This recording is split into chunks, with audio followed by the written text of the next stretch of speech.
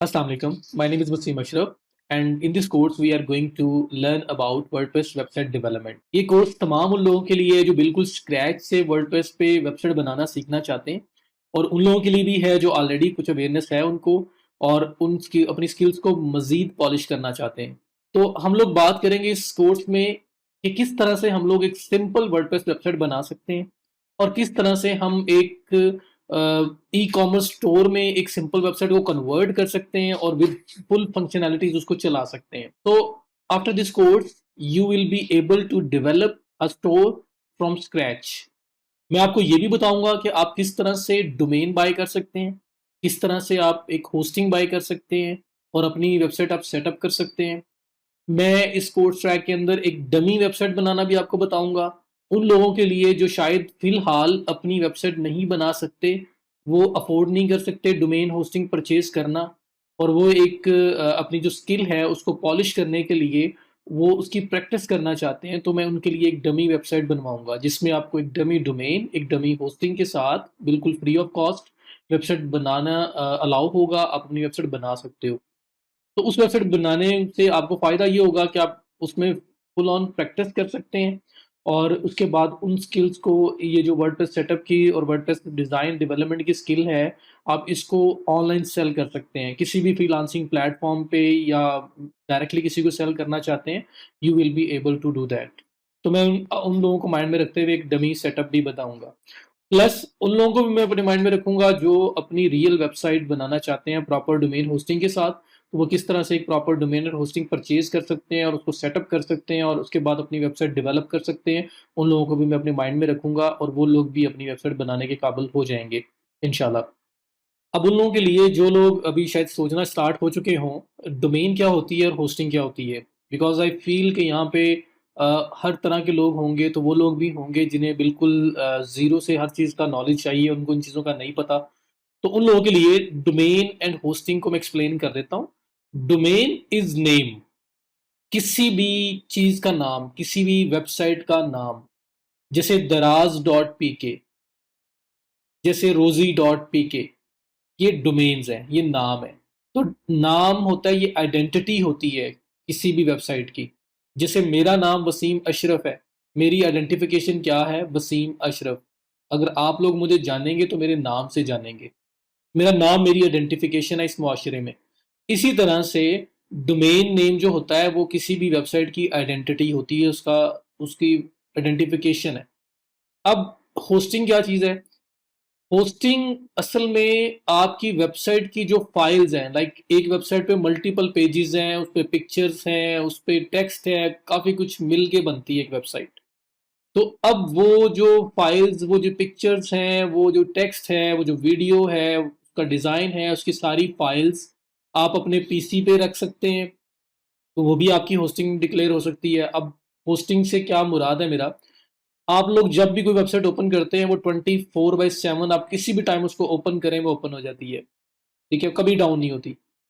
तो उसकी रीज़न क्या होती है? असल में वो उसकी जो मेन फाइल्स हैं, उस वेबसाइट की जो मेन पिक्चर्स हैं, इमेजेस हैं, उसके डिज़ाइन की फाइल्स हैं, जो सब मेन फाइल्स हैं, वो मेन फाइल्स किसी ऐसे सिस्टम पे पड़ी हुई हैं, किसी ऐसे पीसी में पड़ी हुई हैं जो 24/7 ऑन है, वो ऑफ नहीं होता, और 24/7 वो इंटरनेट से कनेक्टेड है। इसलिए जब भी हम उनमें से कोई भी पेज, किसी वेबसाइट का कोई पेज फाइल ओपन करना चाहते हैं, तो हमारे पास वो प्रॉम्प्टली ओपन हो जाता है सब कुछ। वहाँ से डेटा कॉल होता है और हमारे पास हर चीज़ हमें नज़र आ जाती है। आप लोगों ने ये भी ऑब्जर्व किया होगा कि जब बोर्ड का रिजल्ट आता है तो अगर इतने ज़्यादा लोग रिजल्ट चेक करने के लिए उस वेबसाइट को ओपन कर रहे होते हैं कि वेबसाइट अक्सर क्रैश कर जाती है, और फिर हमें वेट करना पड़ता है। हम थोड़ी थोड़ी देर बाद ट्राई करते हैं और उसके बाद फिर हमारी एक दो लोड होगा और हमें रिजल्ट अपना पता चल जाएगा। और समटाइम तो वेबसाइट आपकी बिल्कुल क्रैश कर जाती है और उसके बाद ओपन ही नहीं होती। रीज़न क्या होती है कि उन लोगों ने बोर्ड की वेबसाइट को ऐसे सर्वर पे, ऐसे पीसी पे रखा हुआ है जिसकी कैपेसिटी इतनी नहीं है कि वो इतने ज़्यादा लोगों को एट अ टाइम हैंडल कर सके और उनकी रिक्वेस्ट को प्रोसेस कर सके। तो ये वजह होती है जिस वजह से साइट डाउन हो जाती है। हम अपनी वेबसाइट को अपने सिस्टम में, अपने लैपटॉप के अंदर भी होस्ट कर सकते हैं, बट हमारे सिस्टम की एक लिमिटेड कैपेसिटी है। ये एक लिमिटेड कैपेसिटी के अंदर काम कर सकता है, प्रोसेसेस को हैंडल कर सकता है, और उसके बाद जैसे इस पे लोड ज़्यादा होगा, ये हैंग होना स्टार्ट हो जाएगा, प्रॉब्लम करना स्टार्ट कर देगा। आप लोग अपने अगर किसी ब्राउज़र में 10, 15, 20, 30 टैब्स इकट्ठे ओपन कर लें और वो इकट्ठे उनमें प्रोसेसेस रन हो रहे हैं, तो आप देखेंगे कि आपका सिस्टम हैंग होना स्टार्ट हो जाएगा, प्रॉब्लम स्लो होना स्टार्ट हो जाएगा, और सम टाइम तो बिल्कुल वो आपका जो है वो अ, ऐसा हैंग होगा कि आपको रीस्टार्ट करना पड़ेगा, वरना आप उसपे कुछ नहीं कर सकते। रीज़न क्या होती है कि हमारी जो स्पेसिफिकेशंस है सिस्टम की वो लिमिटेड है, और एट अ टाइम वो इतने ज़्यादा प्रोसेसेस को हैंडल नहीं कर पा रहे होते हैं। तो यही आप समझ लें कि 25-30 टैब अगर ओपन हुए हैं, तो समझो 25-30 विजिटर्स आपकी साइट पे आए हुए हैं एट अ टाइम, और उन सब की रिक्वेस्ट्स को हैंडल करना है, तो वो टफ हो जाएगा अगर हमारे पीसी पे वेबसाइट पड़ी होगी। तो हम क्या करते हैं, हम लोग किसी ऐसे पीसी पे अपनी वेबसाइट की सारी फाइल्स को रखते हैं जो इतना स्ट्रांग हो कि अगर उसके ऊपर एट अ टाइम मल्टीपल लोग आ जाएं तो वो उनको हैंडल कर सके, उनकी रिक्वेस्ट को हैंडल कर सके, वो 24/7 इंटरनेट के साथ कनेक्टेड हो, वो 24/7 ऑनलाइन रहे, और उसमें कभी किसी किस्म का शटडाउन ना आए, कोई प्रॉब्लम ना आए, जिस ताकि हमारी साइट कभी भी क्रैश ना करे या लोगों को प्रॉब्लम ना हो रहा हो हमारी साइट को एक्सेस करने में। तो हम लोग अच्छे बड़े पीसीज जिनकी स्पेसिफिकेशंस बहुत अच्छी हैं, उन पीसीज के ऊपर अपनी वेबसाइट को रखवा देते हैं। उससे होता क्या है कि हमारी वेबसाइट कभी डाउन नहीं होती, जब भी उसको कोई एक्सेस करना चाहता है उसको एक्सेस कर सकता है, क्योंकि हमारा वो पीसी जहाँ पे हमने रखा हुआ है बहुत स्ट्रॉन्ग इन है, वो at a time multiple request को हैंडल कर सकता है, वो 24/7 ऑन है। तो वो अब पीसीज मिलते हैं कहाँ पे हैं?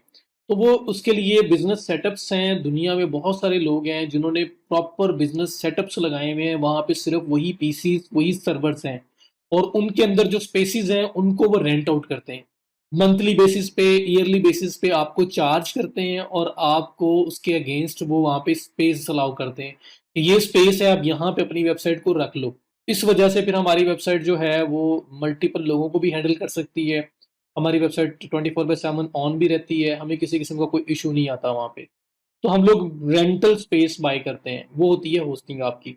And domain is your identification, domain का आइडेंटिफिकेशन से बढ़ के और कोई चीज़ उसकी वैल्यू नहीं है, और उसका कोई और इसका इंट्रोडक्शन नहीं है, वो सिर्फ और सिर्फ आइडेंटिफिकेशन के लिए है कि मैं अगर चाहता हूँ कि फला चीज़ ओपन करनी है, तो जब तक मुझे पता ही नहीं होगा कि क्या टाइप करूँ तो वो चीज़ आए, तो मैं कैसे कर सकता हूँ? तो आइडेंटिफिकेशन होना ज़रूरी है, तो वो हमें डोमेन से मिलती है। बाकी आपकी सारी फाइल्स जो हैं वो जिस सर्वर पे जिस पीसी पे पड़ी होती हैं, उसको हम होस्टिंग बोलते हैं जी, हमने वहाँ पे होस्ट किया हुआ है उन फाइल्स को। तो ये डोमेन एंड होस्टिंग का एक डिटेल्ड इंट्रो था उन लोगों के लिए जिनको इन चीज़ों का नहीं पता था, और जिनको इनका ऑलरेडी पता था, प्लीज़ हम लोगों ने उन लोगों को भी साथ लेके चलना है जो बिल्कुल स्क्रैच से उम्मीदें लेके आए हैं कि हम लोगों ने बिल्कुल स्क्रैच से सीखना है इन चीज़ों को, तो हमें उनका भी ख्याल करना है, और इंशाल्लाह ताला आप लोगों को भी कुछ ना कुछ सीखने को मिलेगा इसमें। तो इस पार्ट में, इस वीडियो में मैंने आपको एक्सप्लेन करना था कि हम इस कोर्स ट्रैक में क्या कुछ करने जा रहे हैं, एंड आई होप कि आप लोगों को एक आइडिया मिल गया होगा। नेक्स्ट वीडियो से हम लोग प्रॉपर डेवलपमेंट का प्रोसेस स्टार्ट कर देंगे। Thank you so much, see you in the next video.